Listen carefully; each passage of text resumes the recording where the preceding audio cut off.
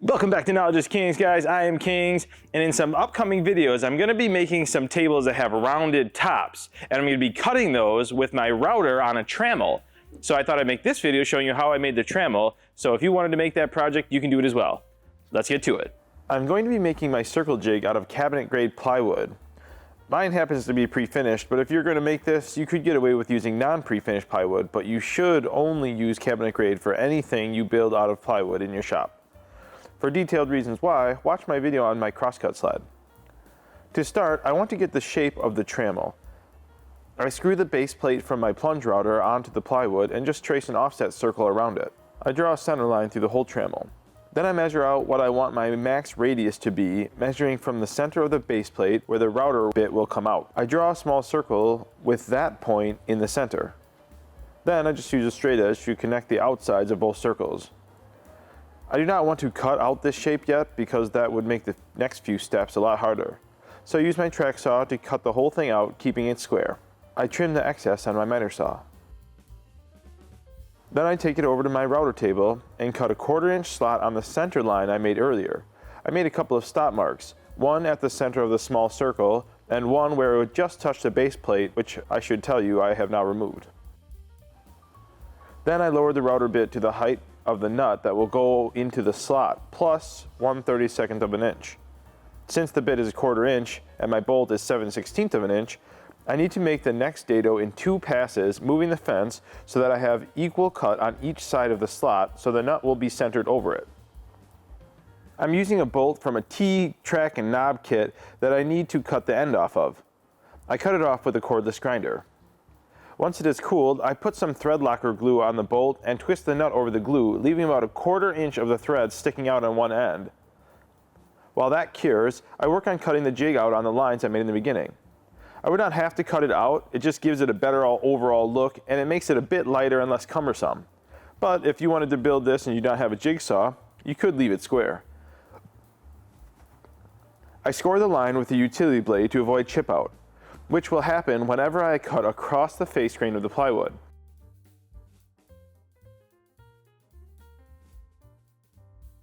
Look what happened when I started to cut the other side before scoring it with my knife.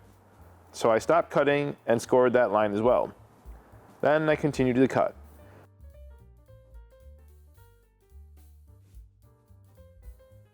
After I sanded the edges up a bit to smooth out the rough cut left by the jigsaw, I rounded all the edges over with a 3/16 inch round over bit in my palm router. Then I sanded all the edges over with 150 grit sandpaper just to make it reasonably smooth to the touch. Then leaving it on the spacers I put under it before rounding the corners, so I don't drill into my table, I drill into the holes left from where I screwed the base plate into at the beginning. I want to use the machine thread screws that came with the base plate to attach the router to the jig, and they are short, so I need to counterbore the screws into the wood, but I do not want to go any deeper than I need to. So I drill it with a countersink bit, insert the screw to see how much deeper I need to go, adjust the bit to the correct counterbore height, and then re-drill. Once that is complete, I attach it to the router base. Then I flip the whole thing over, fire up the router, and use the bit to plunge a hole into the plywood. Once I have the hole made, I round over the edge of the hole on the bottom. I add the nut with the bolt glued to it into the slot. Add the knob to the bolt, and it's ready for testing.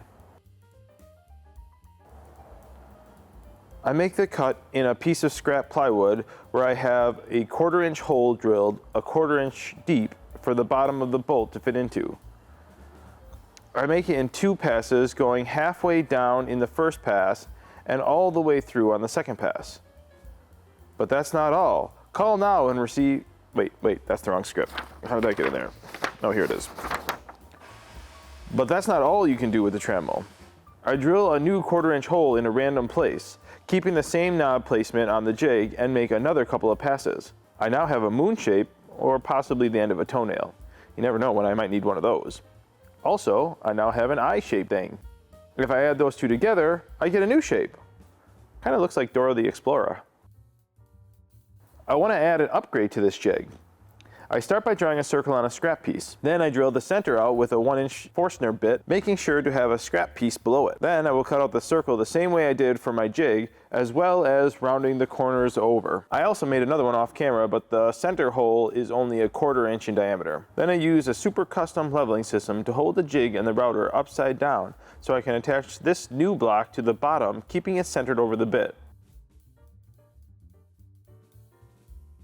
I grab another scrap piece, then make some overly large center marks. I darken them just to make sure you can see them clearly. I add painter's tape to the additional circle I made off camera with the 1/4 inch hole in the center, and to the lines I just made, making sure I can still see them. I add instant glue to the tape on one and then spray the other one with accelerant, and then press them together, aligning my center marks up with the center marks on my little block. I put my jig into the 1/4 inch hole and adjust the size so my bit will hit everywhere in a circle when I make my cuts. To adjust the depth of cut, I drop the router down until the bit hits the material I'm cutting.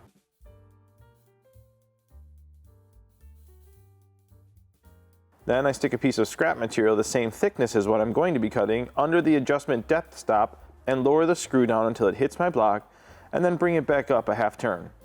That will ensure it just barely cuts through. Then I cut the circle out the same way I did before. Then I just remove the block I glued down earlier. If you haven't seen that instant glue tape trick before, then you have not seen any of my other videos. So when this video is over, you will go and watch all of them immediately. So what did that upgrade do for me? With that piece, I no longer need to drill a hole into the piece I wanted to cut my circle into. So if I need to cut a tabletop from the top side, I can do it without drilling into the piece. And that about wraps up this jig. So that's it for today's video. Don't forget to hit that like button as it really helps out the channel, and subscribe so you can be entered into our giveaway. Details in the description, and we'll see you in the next one. Oh, I like that.